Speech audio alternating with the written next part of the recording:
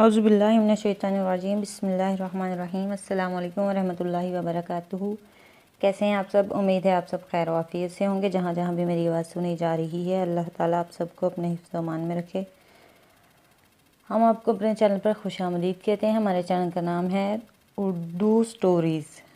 इसमें हम आपको मुख्तलिफ़ किस्म की कहानियाँ सुनाएंगे और आज की हमारी कहानी है अल्लाह देख रहा है।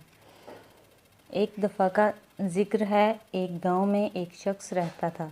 उसका नाम अब्दुर्रहमान था। उसके 3 बेटे थे। तीनों अपने वालिद से बहुत मोहब्बत करते थे। अब्दुर्रहमान भी अपने बेटों से बहुत मोहब्बत करता था।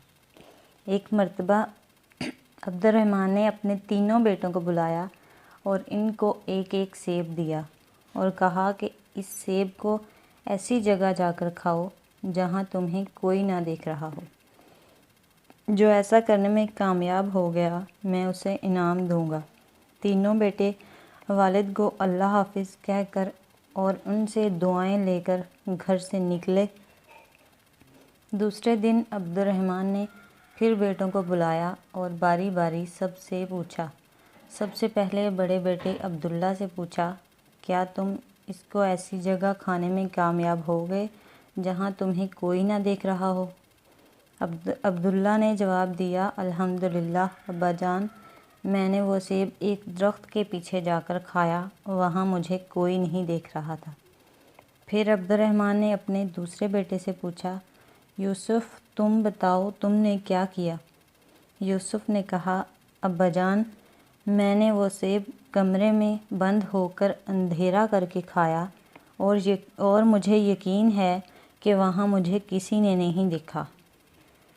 अब्दुर्रहमान ने तीसरे बेटे से पूछा, सलीम तुमने क्या किया? सलीम ने कहा, अब्बाजान, मैंने किताब अस्माए हुस्ना में पढ़ा है कि अल्लाह का एक नाम है अल बसीर, हर एक को हर हाल में देखने वाला। मैंने बहुत सोचा और तलाश किया, लेकिन मुझे कोई ऐसी जगह नहीं मिली जहाँ मेरा अल्लाह मुझे ना देख रहा हो। अल्लाह तो हर जगह देखते हैं, इसलिए मैंने ये सेब नहीं खाया। अब्दुर्रहमान अपने सबसे छोटे बेटे की अक्लमंदी पर बहुत खुश हुआ और इसे इनाम दिया।